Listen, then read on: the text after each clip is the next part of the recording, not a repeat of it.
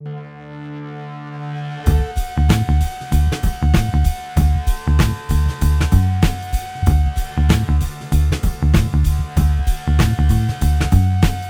welcome everybody to the Nightly News Podcast. This is Professor Paul Miller, and we are back with the Dean. And I got to get this right, Steve, because it's not the Dean of Career Services. We are here, and we are welcoming the Dean of Career Services and Development, Steve Hassinger. Steve, welcome back to the show. Thank you, Paul. It's always a pleasure to be on the show. You know, what's interesting is we were just talking off air about how long it's been, and it seems like that's a common thing. Every time I have somebody in on the podcast, it's like, when's the last time you were here? I mean, we're used to having, like I was having Adrian on 3 times a term, and Steve, you've always been on, multiple times a year talking about the job fairs that you guys are associated with, other things here on campus, and gosh, it's been a challenge over the last year with the podcast, and obviously when you do podcasts, it's difficult to do so with a mask on, but we are still moving forward with it, so I really, really appreciate that you're being here today, Steve. I appreciate the invitation. Always. You're always welcome here, sir. We're also being joined by Student Retention Coordinator and also one of our corporate communication students, Jamie Harmon. Jamie, welcome. Thank you. Hello. And we're really looking forward to having you. Jamie is going to be our new news correspondent, so I know that we still have to discuss what that's going to entail, but I believe that's coming up here in just a couple of weeks. So we're planning on having Jamie on once a term to kind of go over some of the news stories that we've done each term, and she is going to write up a couple of scripts, and we're really looking forward. It's been since we've had a news correspondent, and I've been looking for somebody for a couple of years now to take the position. So we're really happy to have Jamie aboard doing that. So, but otherwise, this is your first nightly news podcast, right? You've done your own podcast before, and we've done some other things in here, but this is your first time on the nightly news podcast. Yes, this is. I have done this for a class a couple of times, but this is my first time on the Nightly News Podcast. We'll go easy on you. Well, why we're here today and why Dean Hassinger is here today is because we are looking at discussing the CPEC Job Fair that's going to be taking place on Wednesday, March 3rd from 1 to 4. There's a lot going on here, though, Steve, that's going to be different from last year. In fact, I believe that we've had you on the Nightly News Podcast every year talking about the CPEC Job Fair, and each year, we kind of cover the same things. This year, we're really going to be covering a little bit more of the logistical pieces, and then, of course, we'll talk a little bit more about the benefits of the job fair. So let's start there.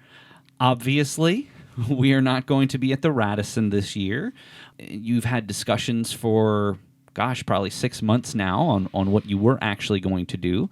And just to sort of set you up here, Steve, so the CPEC Job Fair is an education consortium of a variety of schools in the region. So this is not just Central Penn specific, though we are one of the contributing members to it. So Steve, let's chat a little bit about what would have been some of the logistical issues and concerns maybe behind the scenes to put this on, and where are we at now? Yeah, CPEC is made up of 15 schools in the central Pennsylvania area. And typically, as you said, we would hold this big job and internship fair at the Radisson, typically in February. Starting last July, we began having discussions and saying, look, what do we think the possibility is that we're going to have an in-person job fair in February due to COVID? And obviously, it quickly became apparent that that's probably not going to happen. So we began exploring options for a virtual job and internship fair. Now, I would say, 6-7 months later, a lot of us have had virtual job or internship fairs. A lot of employers have attended virtual job and internship fairs. Last July, it was still relatively new, and we were trying to figure out which way we were going to go. So we came up with a virtual option that we're going to talk about today. As you said, it's going to be held on March 3rd in the afternoon. Some virtual job fairs, might be held over a period of time, days and so forth, and you can go on and you can submit resumes. This is going to have a lot more interaction and a lot more opportunities for students to connect directly with employers. One of the things that let's put it this way. Earlier in the year, you had a job and internship fair online, which I thought went very well. It was very interesting how you had several breakout rooms, and you had different kind of start times, and then people could kind of migrate to those. And so as we look back, since you are also one of those people who have experience with virtual job fairs, what lessons did you learn from that you're able to apply to the CPEC Job Fair? Sure. That was a smaller event. It was focused primarily on internships. And I think we had 12 companies, 20 people representing those companies that were event. Kristen Fike really was the one who coordinated that as our internship coordinator. And she did a great job, and things went well with that event. With CPEC, we knew we're going to need a larger platform, a platform that could handle a higher volume of employers, number one, and potentially candidates as well. Because in the past, the last couple of years, we've had 230, 240, 250 candidates are coming to this event. So, for instance, with the event that we had, Kristen was able to move people into breakout rooms individually based on who they wanted to speak with and so forth. We needed an option that was going to make that a little more automatic, was not going to require one person to be moving 250 people around every 10 or 15 minutes. So we found a platform that we think is going to allow that to happen. And you're going to be using a platform called Handshake. Tell me a little bit more about that particular platform. Yeah, Handshake is a platform that a lot of schools across the country use for job and internship postings and for hosting their events. Central Penn is not a Handshake school. We use another platform through Optimal Resume. However, our students and our alumni will be able to participate. Anybody can create a Handshake account if they have a .edu email address. So that's the platform we're going to use. It's going to allow employers to schedule group sessions, which would be more similar to what you saw with the internship fair in the Zoom breakout rooms. So they might say from 3 to 3:15, we're going to have a group session that people can sign up for. But it's also going to allow employers to schedule one-on-one sessions. And as of today, we have 47 companies that are represented for the Job and Internship Fair, and they have set up 500 one-on-one opportunities for students to connect with them. And they can book, so students that are interested in attending can just go right onto the Handshake app and book those one-on-one slots, or is that something that else that you need to facilitate? Once they create their Handshake account, they can go on to the Job and Internship Fair and register for it.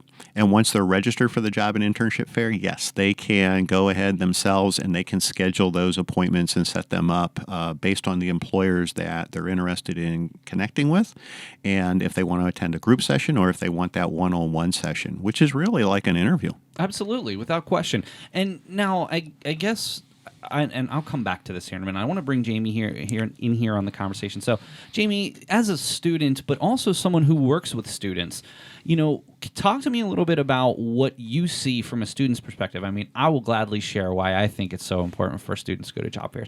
But from your perspective, why is it so important for students, no matter where they are in their education, to attend a job fair?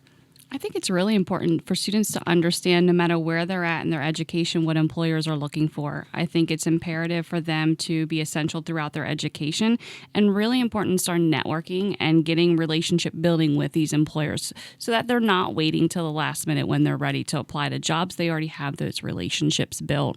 I think you bring up a very good point about networking, and it's funny because, and Steve, I hope you saw a couple of my students come in. I do an assignment every single term with really first and second term Com 101 students, and I ask them, it's their group project, but the prompt is, what are some things that you can do now to increase the likelihood that you have an internship, lined up or ready for you when when that time comes? And a lot of students talk about networking. But a lot of students also don't really understand when I press them what networking is. So, Jamie, could you share with us just maybe some, if you had to put it into one single sentence, what is networking?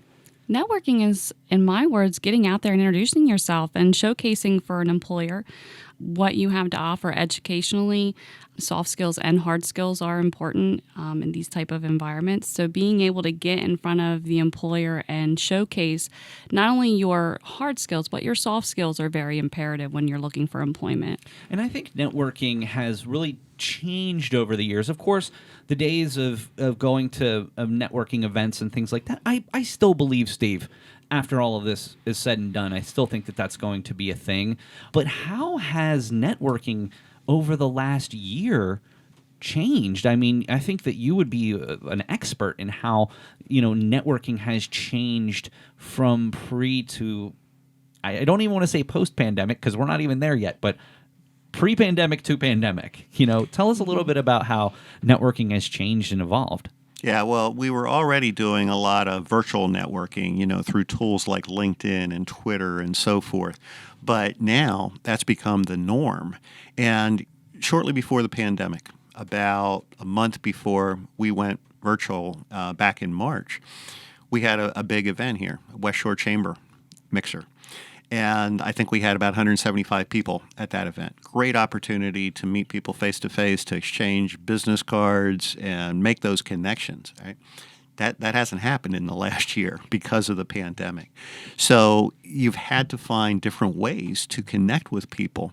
And tools like, Zoom and some of these other platforms that we have, Microsoft Teams and so forth, have created new ways, I think, for us to be able to connect virtually. So to give you an example, last summer, I participated in a networking event with the Harrisburg Regional Chamber, and it was called Coffee and Connections. And it was like 9 o'clock on a Friday morning, and there were probably 13 of us, and it was all virtual, but it still gave us an opportunity to make those connections with individuals.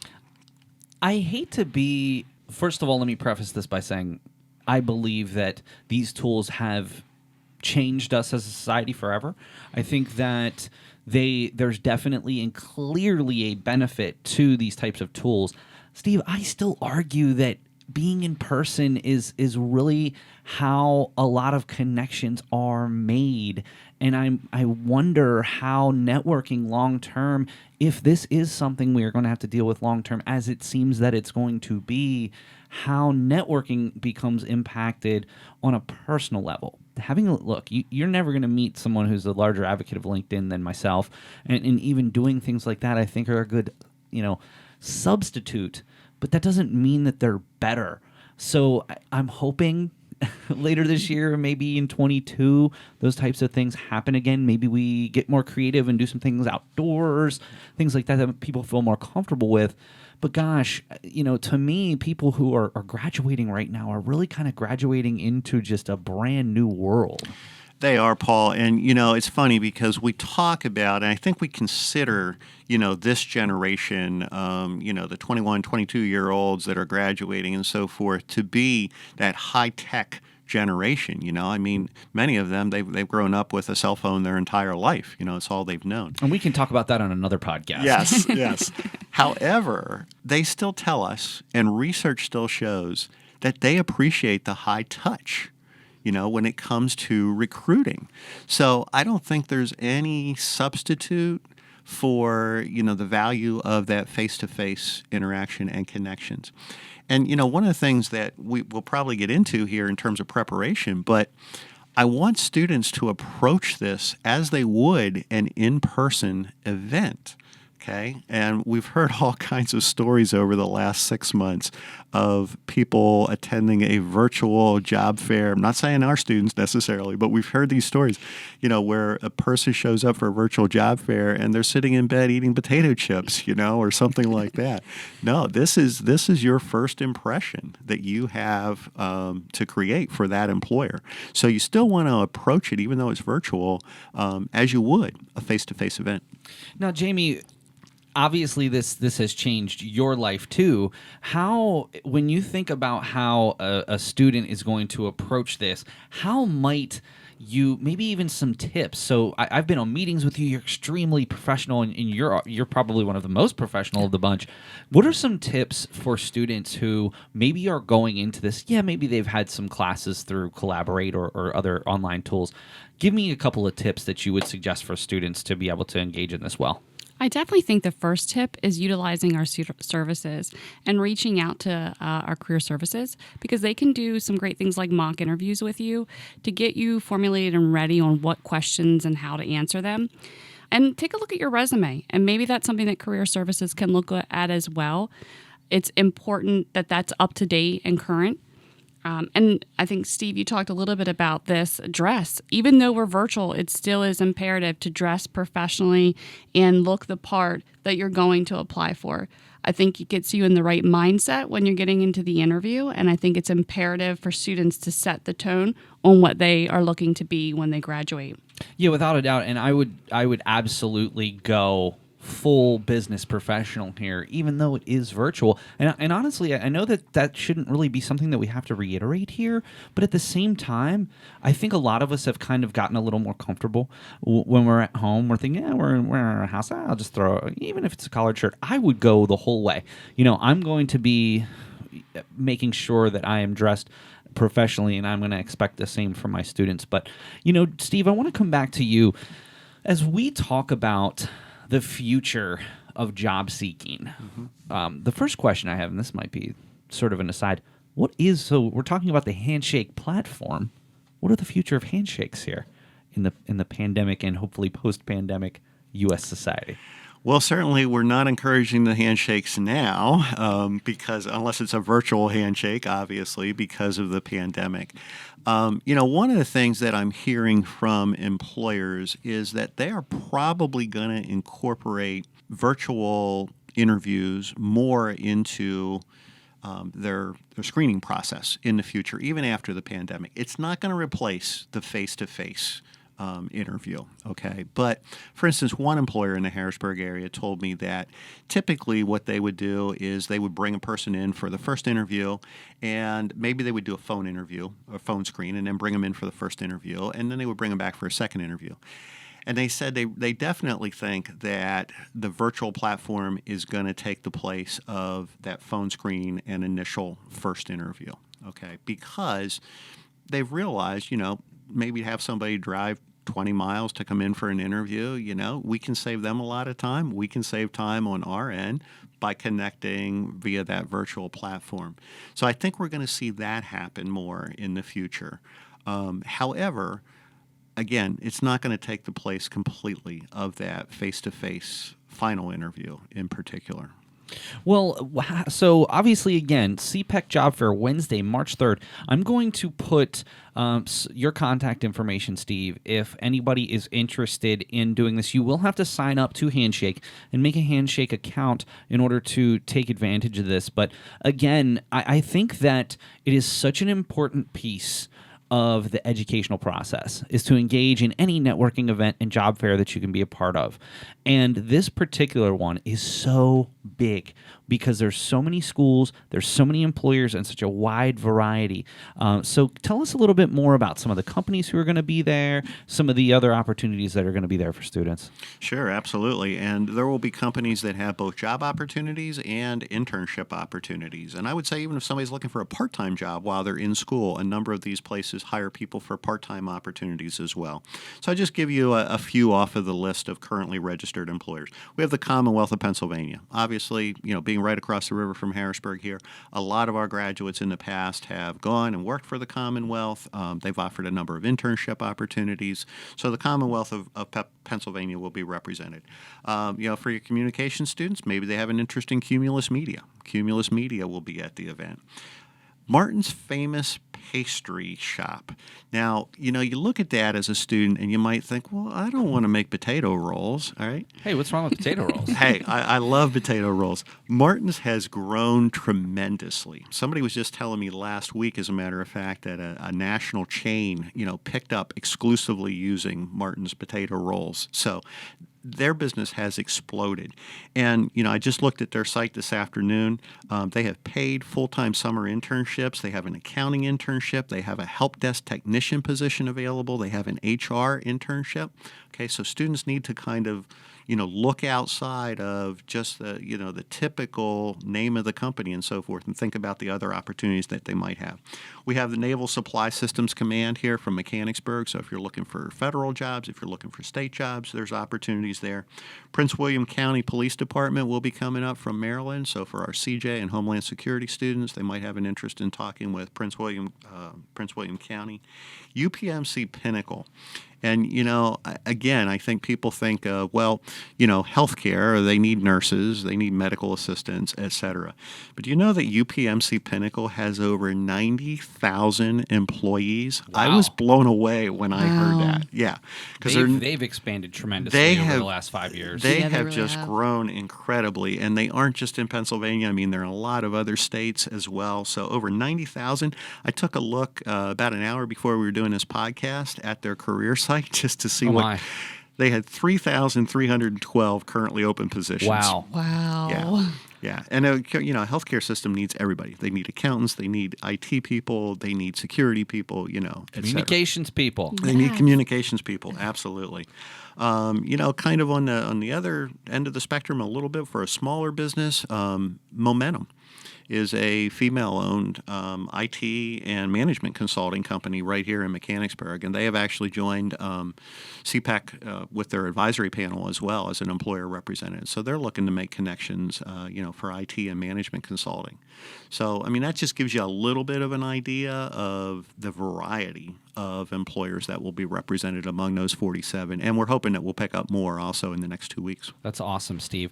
Well, I got to be honest with you. This is always one of the most exciting times of each year. I'm going to do everything I can to bring my classes along to this and at least, if nothing else, put it out there a little bit more about the CPEC Job Fair. I guess fingers crossed that the digital platform goes well. I'm sure that you're very confident that you're going to be able to do a nice job, but, just let's hope that everything goes well, much like the internship fair, and everybody at least has some opportunities to get some good contacts. Yeah, and one thing that I would say with this event, even more so than any of the other events, for most of our events, job fairs and internship fairs in particular, we encourage people to register ahead of time, but they can walk in the day of the event, if they want to. We're not going to turn them away. With this event, I would really encourage students to register early. Register now if you're interested. Make sure that you can get into the event, you can get onto the platform, start to look at the companies that are out there, and set up appointments, either for group sessions or individual sessions, because those times will fill up, obviously, as students from 15 schools start, registering for those appointments. Absolutely. And Jamie, thank you very much for bringing your insight. I am not only glad to have you be a part of the Nightly News, but it's really interesting to have somebody who's not only a student but also works here at the college with our students.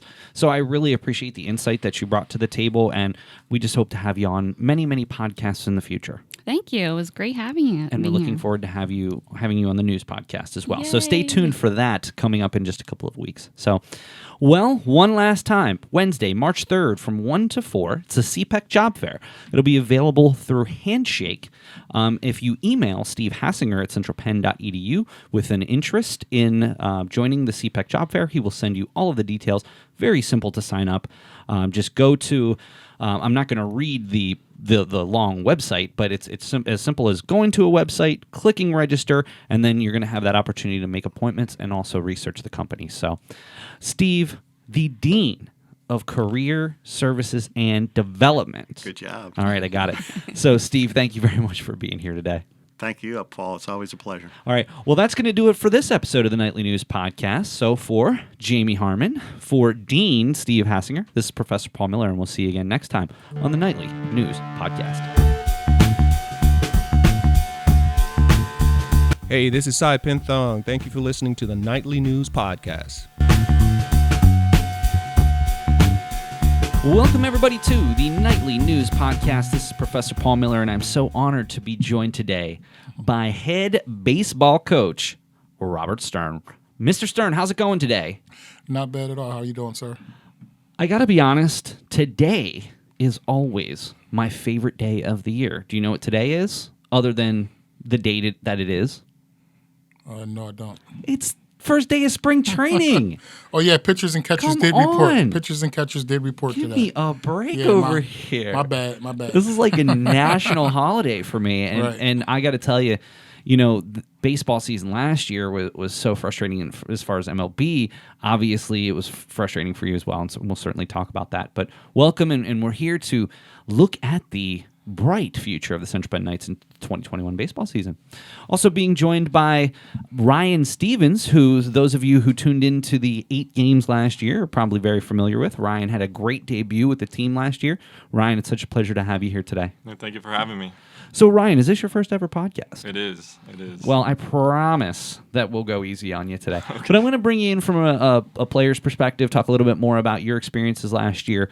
And we have to start with last year. And I know it's a season that maybe some of us want to put behind us because it was devastating, but maybe some of us want to look at sort of a positive. And so now that it's been, by the time this podcast comes out, by the time this podcast comes out, maybe 11, close to 12 months since we last walked off the field for Central Penn. Coach, I mean, how do you look back at last season?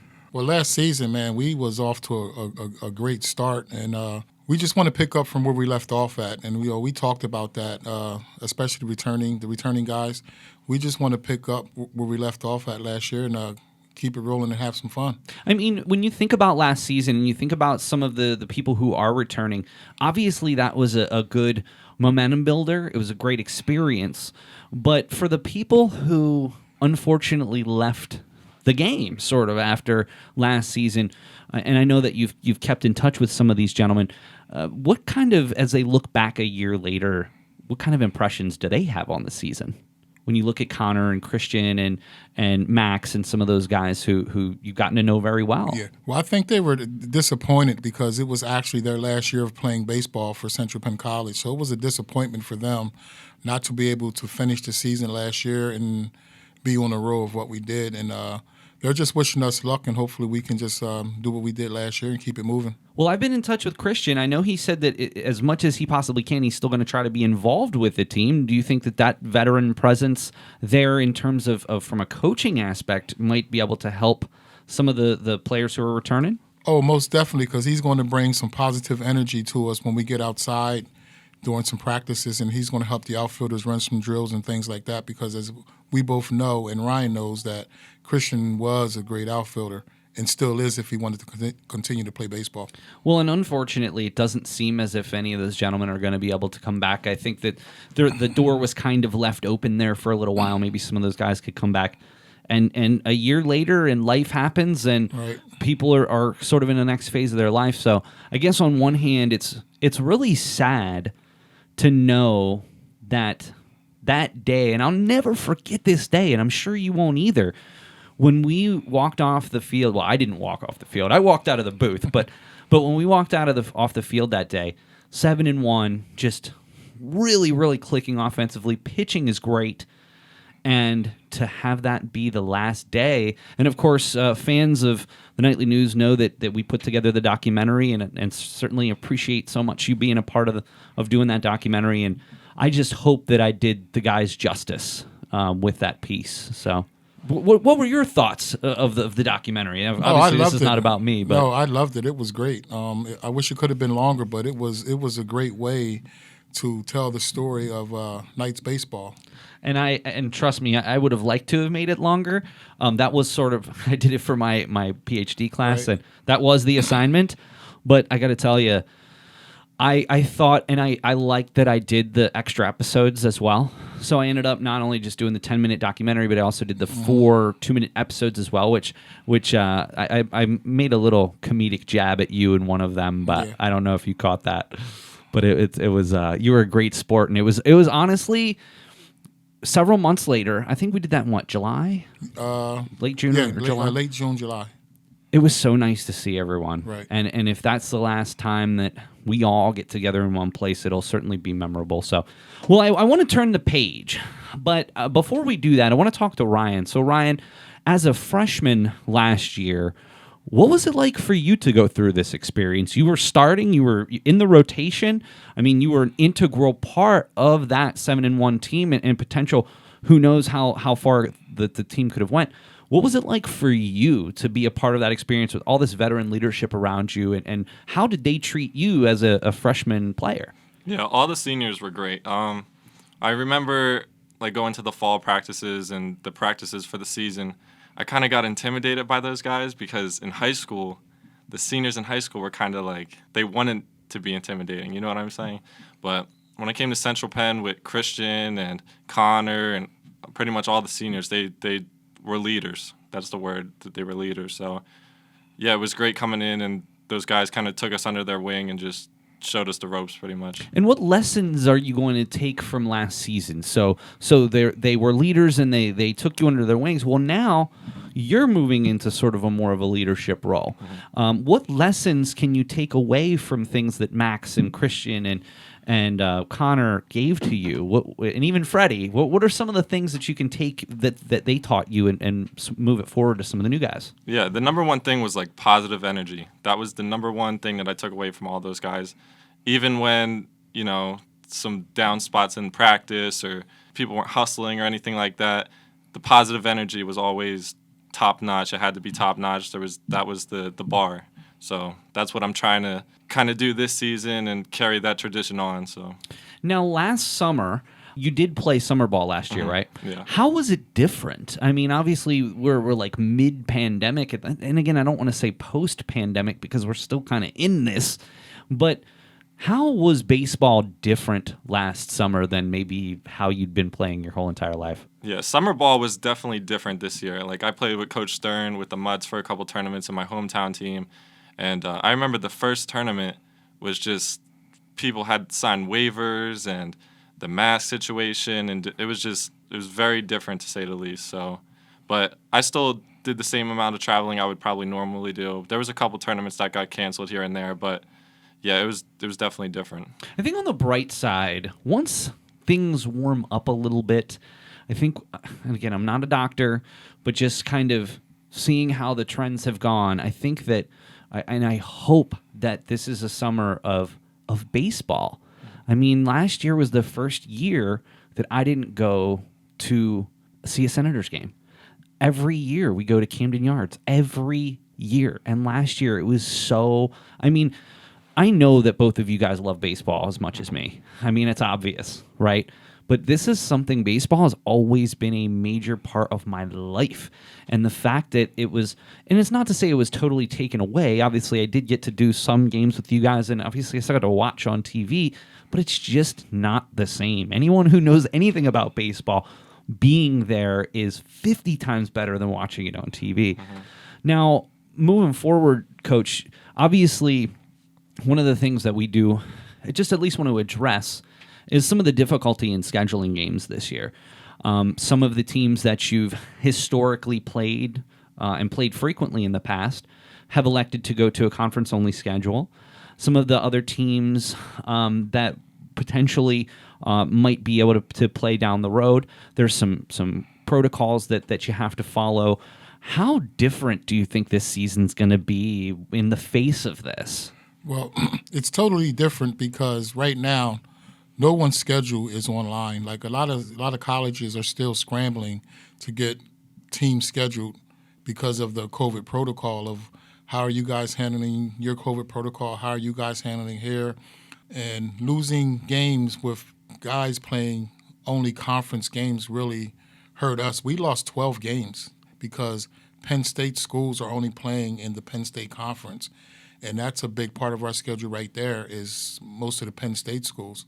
And we was looking forward to playing those schools and whipping up on them again, And, it's kind of sad because we've also made friends with their coaches and some of their players. So we actually know some of those kids, and I know some of the coaches. So it was like, like a bonding thing. Even though you compete against them, you know them off the field. So it really is a hurt piece. Well, I will say, though, that, number one, both you and Casey are sort of responsible, Casey Hicks, athletic director, for getting the schedule. And even as we record this in mid-February, one of the things that you have to realize is that it doesn't seem like this schedule is going to be ever solidified. It seems to me like not only with, dealing with weather, opening day is supposed to be February the 27th, not only with dealing with weather, but also having to deal with these things too. You might be putting new games on the schedule right up until the end, wouldn't you say?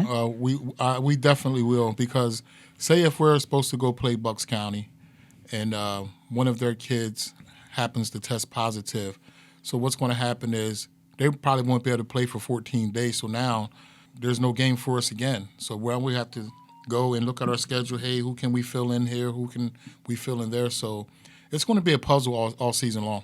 On the bright side, at least maybe if you've created some relationship with these teams, Coach, at least if nothing else, maybe you might be able to play them a little bit more frequently. I mean, I think this is one of the things that we can say about the pandemic is it's made us as a society a bit more flexible.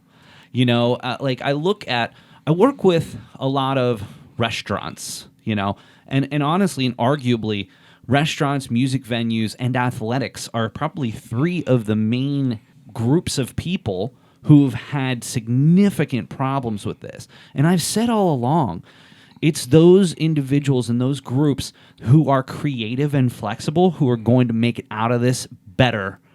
Restaurants, music venues, and even in athletics. So even though this year is going to be a challenge, I guess in the end, it's I hope at least it's going to make us better for it as human beings, but also as athletes as well. Right. Definitely. Well, when I had talked to the Wilson coach, Wilson, Penn State Mount Alto, Scotland Prep, and and Messiah College, we were all at a showcase event this year. And we were talking about why would you play conference games when some of your conference teams are 2.5 hours away, when we're all 45 minutes within each other, and we could have put together played each other 6 times, and have a fantastic season like that. But we don't run the conferences, and we're just coaches, and we just have to follow protocol of what the conference ADs want to do. Well, just looking again, I don't want to sort of jump ahead of ourselves here, but. There are, I believe it's either 24 or 26 games on the schedule. Now, again, that is subject to change and things are probably going to move in and out, but that's still a decent season. And to your point, you're planning on trying to maybe add some games, doing maybe an extra home and home with some of these schools Yes. who are struggling to find games. So I find it hard to believe that we at Central Penn are the only schools that are running into that situation. No, it's a lot of schools. So maybe down the line you might have some other schools who need to play, and maybe you add some games to the schedule. I just added another game as we speak. I added Bucks County again April 7th. Nice. Because we won't be playing them on February 27th, so we're going to move that game to April 7th. And I'll talk to him again tonight and see if we can add another date in there. Awesome. Because he's even willing to come down here 2-3 more times, and he's even willing to pay umpires, even though it's our home game, just so they can play baseball. So the home game, so basically live on the air, the opening day of February 27th is being moved to April the 7th. Well, not April the 7th, but that game will be moved to April the 7th. But I'm looking at the schedule right now, so hopefully we have an open date on March 6th that we were supposed to play Delco Community College, and I'm trying to fill that date to see if we can play a home date there. Awesome. So I will promise you, we will keep everybody updated with not only the ever-shifting schedule, but we're going to be covering the team all year. We're going to have a dedicated, at least at all the home games, we're going to be broadcasting them all live on our YouTube channel. We're going to have a full-time student reporter. We're going to have a full-time student photographer out at all home games. And coach, I also want to put this out there. I am open in April to doing some away games too, if it makes sense for us to do that in terms of location. So that's what gets me even more is last year I remember even having that conversation with you. Right. Like I want to, we have these dates. I want to do some away games. Let's start talking to some of the coaches, some of the ADs at these other schools, make sure that they have a spot for us to be able to set up. And, I'm still not only that, but we are bringing Brian, Tyler, and Parker, who are the 3 people who called games with us last year. All of them have graduated. They are all going to be back this year to call games, and they are just as excited to do this. So, we're getting the band back together, sir. So we are all super excited for this. So, well, Ryan, I want to start talking to you a little bit more about the team this season. So, obviously, you've lost your cleanup, your 3-hole hitter, a leadoff hitter and opening day starter in Connor and Christian. Certainly Jared Rivera was a very important piece to that. Max behind the plate and on the mound. How do you replace that? A lot of the freshmen that are coming in are actually doing a pretty good job in practice of, fighting for a spot. So I think that's going to be huge for us this year, just to see the freshmen kind of compete for the spots, and people that are on the team now, the sophomores from last year, competing for spots, because like Coach always tells us, there's never a spot that's already done with. So everyone's going to be competing for a job, and I think that's good. It keeps the competitiveness in practice. So you are going to be pitching. You're going to be in the rotation starting the season and Hayden will be back as well. Who else is going to be pitching on the starting rotation, or is Coach Stern keeping that close to the vest at this point? I'll throw a couple names out there. Got a couple freshmen: Adam Hoover, Nick Fulton. And when this kid gets his head on straight, he'll be a very important part of our team, Xavier Hernandez. But right now, I moved him from maybe number 3 on the depth chart on the team down to number 21, so he has to work his way back up.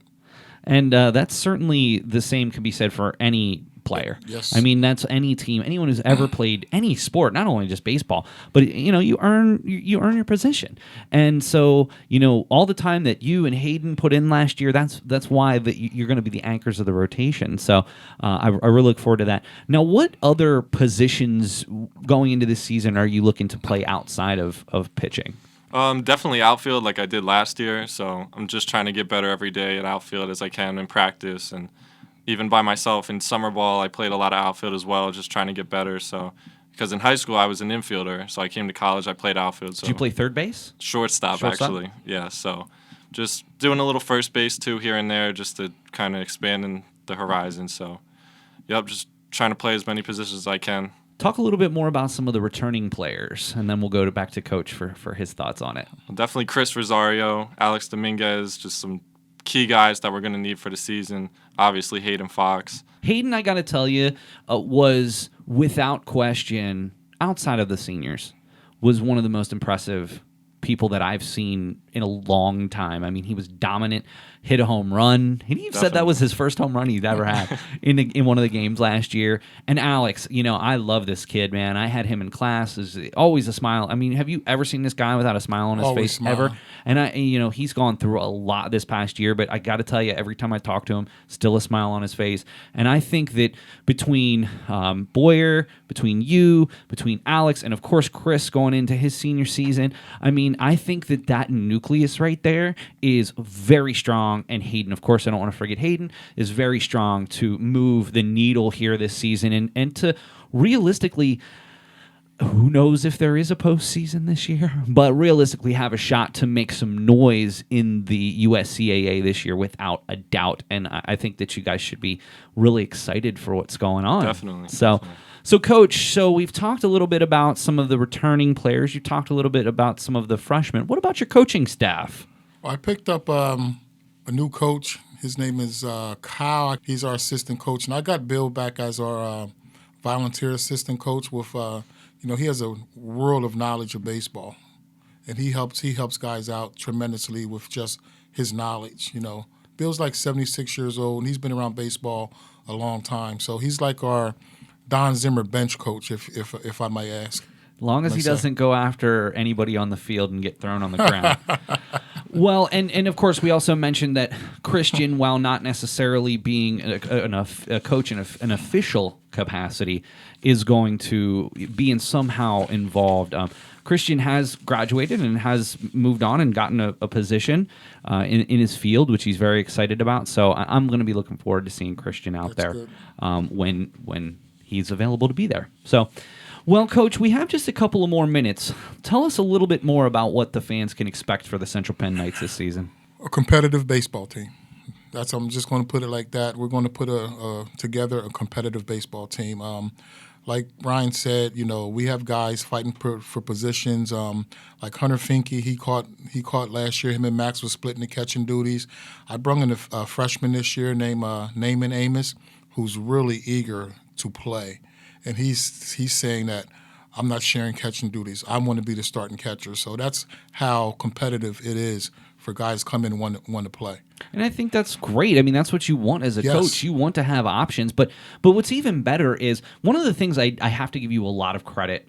Outside of the seniors, you did an amazing job rotating at bats, getting people up there, giving people opportunities to play, putting different people on the mound to give each person an opportunity to shine. How do you play that delicate balance of wanting to give the people who have been there their reps, but also trying to get some of the freshmen some on-field action? Well, basically, when I asked Ryan to come to Central Penn, I said, as a freshman, you come in, you work hard, you will play. And that's what our freshmen did last year. They came in, they worked hard, and they got the opportunity to play. And, like last year was basically the first time that I coached the team that I actually recruited.